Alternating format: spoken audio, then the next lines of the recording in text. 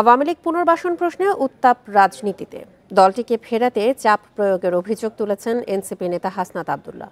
জামায়াত আমির বলছেন, ফ্যাসিস্টদের ফেরা জনগণ মেনে নেবে না। তবে বিএনপি নেতা রুহুল কবির রিজভী বলছেন, বিচার শেষে দেশবাসী চাইলে ফিরতে পারে আওয়ামী লীগ।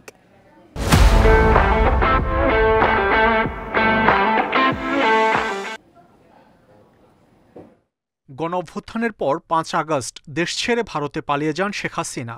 মানবতা বিরোধী অপরাধে মন্ত্রী এমপি সহ বিচার শুরু হয় নানা পর্যায়ের নেতাদের। এর ধারাবাহিকতায় সামনে আসে আওয়ামী লীগ নিষিদ্ধের দাবি। তবে বৃহস্পতিবার ইন্টারন্যাশনাল ক্রাইসিস গ্রুপের প্রতিনিধি দলের সঙ্গে বৈঠকে প্রধান উপদেষ্টা অধ্যাপক ইউনূস জানান, আওয়ামী লীগকে নিষিদ্ধের পরিকল্পনা অন্তর্বর্তী সরকারের নেই। কোনো দাবিতেই পেছাবে না নির্বাচন। এই প্রেক্ষাপটে আওয়ামী লীগ নিষিদ্ধের পর ভোটের দাবি জানিয়ে ঢাকা বিশ্ববিদ্যালয় ক্যাম্পাসে বিক্ষোভ করেন শিক্ষার্থীরা। এরপর নিজের ভেরিফাইড ফেসবুক পেজে হাসনাত আব্দুল্লাহ জানান, দলটিকে ফেরাতে চাপ দেয়া হচ্ছে। রিফাইন্ড আওয়ামী লীগ নামে নতুন ষড়যন্ত্রের চেষ্টা চলছে। এর মূল ভাগে রয়েছে ভারত, আর সেই পরিকল্পনা সাজানো হচ্ছে সাবের হোসেন চৌধুরী, শিরিন শারমিন চৌধুরী ও ফজলে নূর তাপসকে সামনে রেখে।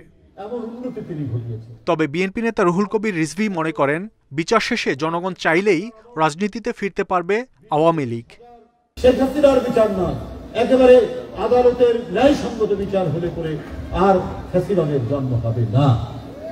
তখন কে বিচার কে রাজনীতি করবেন না করবেন সেই দায়িত্ব জনগণ নিয়ে তাকে সেইভাবেই তাকে সমর্থন করবে জনগণ। এর আগে ফেসবুক পোস্টে জামাতের আমির জানান, আওয়ামী লীগের পুনর্বাসন মেনে নেবে না জনগণ।